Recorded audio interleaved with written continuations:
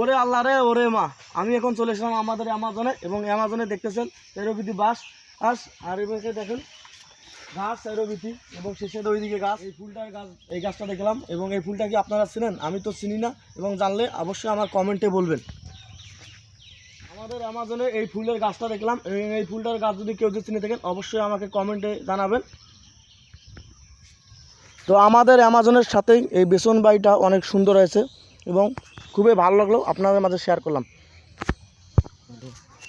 এত সুন্দর বেসন হয়েছে এবং কৃষকরা অনেক খুশি।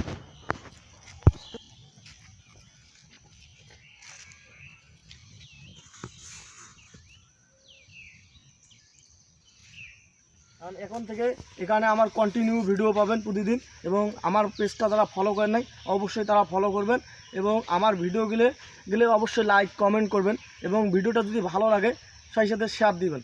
আল্লাহ হাফেজ।